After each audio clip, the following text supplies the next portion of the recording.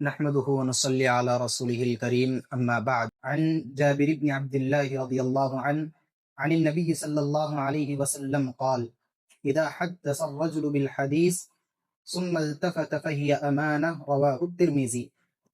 حضرت جابر بن عبداللہ رضی اللہ عنہ سے روایت ہے کہ اللہ کے نبی صلی اللہ علیہ وسلم نے کہا کہ جب کوئی آدمی، جب کوئی شخص تمہیں کوئی بات کہتے ہوئے ادھر ادھر دیکھ لے کہ کوئی تیسرا شخص انہیں سن نہ رہا ہو، انہیں دیکھ نہ رہا ہو، تو فہی امانہ، تو سمجھ جاؤ کہ وہ بات جو کہہ رہا ہے وہ امانت ہے اور وہ رازداری کی بات ہے۔ شریعت اسلامیہ کی نظر میں امانت کا مفہوم بڑا وسیع مفہوم ہے، اور اسی امانت داری کا ایک تقاضا یہ ہے کہ راز کی باتوں کو رازداری میں رکھا جائے۔ اور رازداری کسے کہتے ہیں کہ ایک شخص نے آپ کو کوئی بات کہی اور کہا کہ اس بات کو کسی تیسرے تک نہ پہنچانا، اس بات کا پتہ کسی تیسرے کو نہ چلنے دینا، یا پھر سامنے والے کسی بھی انسان کا کوئی نقص ہو، کوئی عیب ہو، کوئی برائی ہو، اس نقص، اس عیب اور اس برائی کو دوسروں تک بیان نہ کرنا، یہ رازداری ہے۔ اور رازداری یہ ایک اخلاقی صفت ہے کہ جس کی بنیاد پر انسان کے کردار کا، انسان کے اخلاق کا، انسان کے کیریکٹر کا پتہ چلتا ہے، اور اس رازداری ہی کے ذریعے سے معاشرے کے اندر بڑا ہی امن اور بڑا ہی چین و سکون برقرار رہتا ہے۔ وہ کیسے؟ دیکھیے، امانت داری کا تقاضا دو انسانوں کی طرح دو انسان پر ہوتا ہے۔ مثال کے طور پر میرے اندر کوئی ایک بات ہو اور یہ بات میں کسی کو بیان نہ کروں اور وہ بات میں اپنے ہی اندر رکھ لوں، تو یہ میری بات میرے ہی حد تک رہے گی، میں دوسروں کو بتانا نہیں چاہتا۔ اور بسا اوقات اپنی بات دوسروں کو پتہ نہ چلنے دینا یہ بھی ضروری ہوتا ہے۔ کیوں؟ اس لیے کہ ہمارے اندر کوئی نعمت ہو جس کا سامنے والے کو پتہ چل جائے تو اس نعمت کی وجہ سے وہ ہمارے خلاف حسد کرنے لگ جائے گا۔ یہی وجہ ہے کہ حضرت یعقوب علیہ السلام نے حضرت یوسف علیہ السلام سے کہا لا تقصص رؤیاک علی اخوتک، کہ تم اپنے اس خواب کو اپنے بھائیوں کو بیان نہ کرنا۔ اگر بیان کرو گے تو کیا ہوگا؟ وہ حسد کریں گے اور تمہارے خلاف سازشیں کریں گے۔ تو ایک تعلق ایک انسان سے رازداری کا کہ اپنے راز کو اپنے حد تک رکھے۔ اگر کوئی شخص اپنی اس رازداری کو اپنے کسی بھائی کو بتاتا ہے اور یہ کہتا ہے کہ اپنی اس بات کو کسی کو بیان نہ کرنا،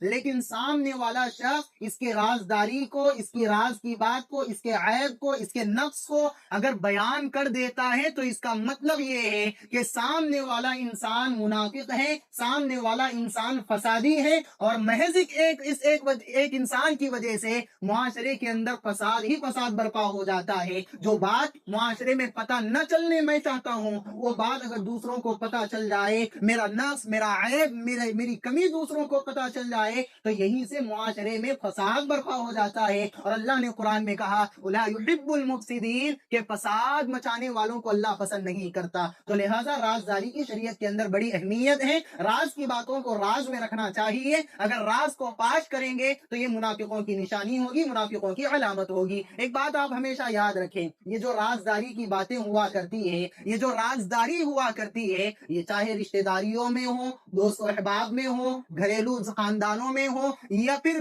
میاں بیوی کے درمیان ہو، اس رازداری کو رازداری میں رکھنا بے حد ضروری ہوتا ہے۔ حضرت حفصہ رضی اللہ عنہ کو اللہ کے نبی صلی اللہ علیہ وسلم نے ایک راز کی بات بتلائی تھی، لیکن حضرت انسان ہے، شیطان انسان کے ہمیشہ پیچھے لگا ہوا رہتا ہے۔ حضرت حفصہ رضی اللہ عنہ کو شیطان نے بہکا دیا، انہوں نے اپنا وہ راز حضرت عائشہ کو بیان کر دیا۔ اللہ کے نبی صلی اللہ علیہ وسلم کو یہ بات معلوم ہو گئی، اللہ کے نبی سخت ناراض ہو گئے، سخت ناراض ہو گئے۔ کئی دن تک اللہ کے نبی صلی اللہ علیہ وسلم نے ان سے ملاقات نہیں کی۔ پھر آسمان سے جبرائیل نے وحی لے کر آئے کہ یہ جو حفصہ ہے یہ بڑی نیک خاتون ہے، بڑی نمازی ہے، بڑی عبادت گزار ہے، متقی ہے، اور یہ جنت میں بھی آپ کی بیوی ہے، لہذا جا کر آپ حفصہ سے رجوع کر لیجیے۔ ہاں، حفصہ سے غلطی ہو گئی ہوگی۔ کیا غلطی تھی؟ کہ انہوں نے اللہ کے نبی کے ایک راز کو دوسروں تک پہنچا دیا تھا۔ تو یہ رازداری کی اہمیت شریعت کی نظر میں بڑی ہے، اور خاص طور پر شوہر اور بیوی ایک دوسرے کے رازدار ہیں۔ قرآن کہتا ہے